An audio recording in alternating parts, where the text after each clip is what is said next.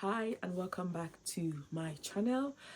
Today's video we're diving into an important topic that is close to every teacher's heart in the UK, and that is workload and how to manage so that you don't get a burnout. Now, of course, we know that teaching is a very rewarding job, but to be honest, it can be overwhelming. Okay, so especially in the UK, what are the practical steps that we can take in order to avoid a burnout, okay, and to manage our workload efficiently? So let's start with the reality. The average teacher sort of works between 50 to 60 hours per week. Yes, you heard me right. And it's not a surprise when teachers complain that they're stretched out and they're running on a thin line.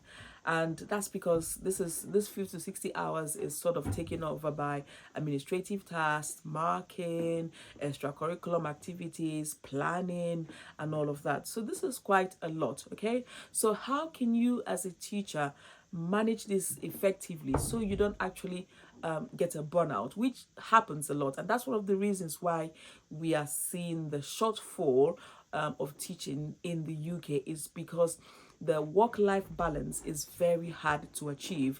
And because with every coming year, the curriculum is stretched and there's so much to cover and there's so much to do, there's so much admin work going on as well. So then you find that people don't tend to sort of enjoy or maintain that pace, and as a result you have teachers who are quitting the profession and getting into something that is a bit more manageable, especially if they have families.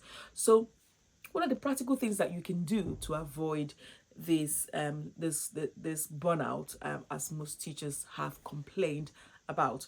Now, I think for me the most important thing is to prioritize your time. Okay, prioritize your time. So look at the things that are more important, do those first, and the things that are less important, then you can sort of give those time as and when you have them. Now, the most important things as a teacher is your planning, okay? So definitely give time for your planning. And a lot of schools have made this, have given a planning time. So you find out that once a week, each teacher might have a whole afternoon off to be able to do planning. So my advice is use that time efficiently and effectively. Okay, it's not the time to start scrolling on your phone, it's not the time to start making phone calls, it's not the time to start searching for clothes to buy on the internet and all of that. No, it is the time that is allocated to you to plan. Now, if you're able to use that whole afternoon wisely, you find that you might be able to cover up quite a lot of stuff. So you might be able to plan for the next week, be able to print out your resources and keep them well ahead for the next week lesson. Okay, so use that time, do any marking that you need to do within that time. And some schools now will allow you go home to avoid, because I've been in situations whereby I'm planning. I mean, you're meant to do this planning in school, but then you're planning and then the TA comes to call you, oh, this child is doing this child is not paying attention, can you come listen?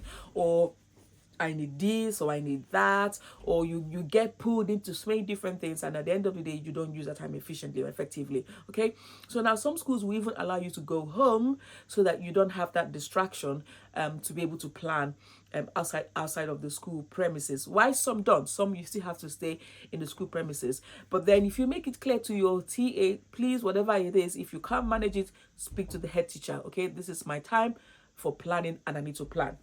So you need to use that time effectively to be able to cover up some things. Now, sometimes you can't.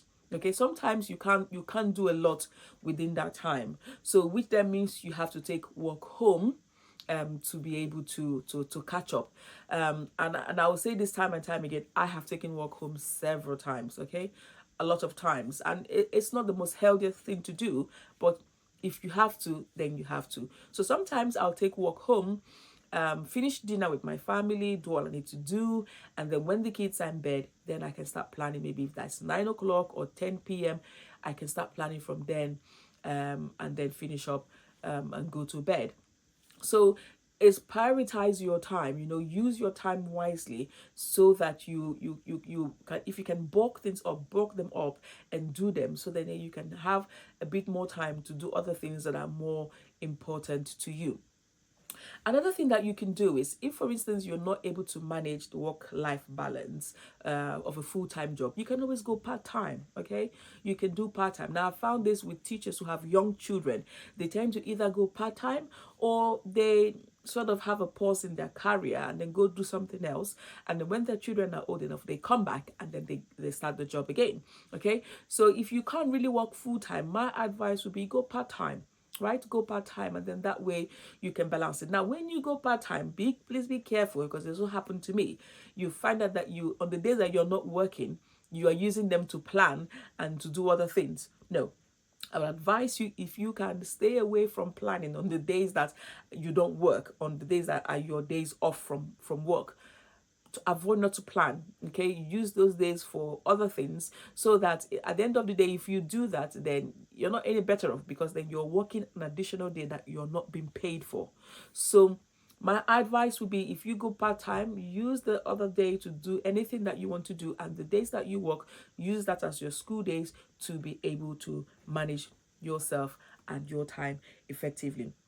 Now another thing would be, build some healthy boundaries. Okay, which I've just mentioned. Build healthy boundaries. Now on the days that you're not working, stay away from work. Okay, stay away from work on the days that you're not working, so that then you can have time to do other things that you like doing. If you like shopping, if you like baking, if you like cooking, if you like working, if you like swimming, whatever it is that you enjoy doing, use those days that you don't work as your days to do those things, and then the days that you work, keep them solely for your work. Now if we're able to do these things, okay, and then when you're marking, so I tend to do this during my break time, my lunch break time. That's when I mark what I need to mark. Okay, so rather than going to the staff room to have lunch and chat with everyone else and then come back and have a pile of marking to be done, I use my lunch time to mark. So I'm eating and I'm marking, and then that way I don't have to stay back at the end of the school day to start marking. So that means at the end of the school day, I can tidy up my classroom and I can go home. I have a young child who's into a whole lot of activities and things at the end of the school day, so I don't have that luxury to sit back and begin to mark. Now there are times where I have stayed back in school and I'm marking, I'm doing other things, and I'm in school till 7 p.m. Okay, so it's not healthy, and I would encourage you to do that. So use your time wisely. If you have to mark during your lunchtime, use that time to mark. So cover up some ground so that you don't have a whole lot of stuff waiting for you. Also use the children to mark. Okay, you can mark, the children can do the marking. We do this in my school, the purple pen marking. So after every work, you create time in every lesson. You create time for marking. So rather than using the whole 40 minutes for the lesson, you can use 30 minutes for the lesson, and the last 10 minutes you can use it to mark. So as a whole class, the children will mark the work. You go through the work and then they mark it. Now this does not mean that you don't go back to look at the work as a teacher. You would definitely go, because sometimes children, when they get things wrong, they mark it right. Okay, so you still have to go back and look through the books and then look at what they've marked. And if there's any corrections that you need to think, so things they need to highlight for the children, you highlight those. But the bulk of the marking has already been done by the children. So yours is to go back and check that they've ticked the right thing, and to check to see where the gaps are and the things that you need to revisit in that lesson. Okay, so also you be creative in your attitude, to be creative. Now this is as a whole school. This is what we do as a whole school. We have the purple pen, which the children use. So children use purple pen to mark, and as a teacher, you use the blue pen to do the corrections, whatever you need to do. So that way you are not, you don't have a whole pile of marking to do at the end of the school day. So you have to make it creative. Okay, make it to suit you and your lifestyle. And then also during the school holidays, now sometimes you go back home, you have lots of stuff to do during the school holidays. Try as much as possible to do all you need to do within the school term.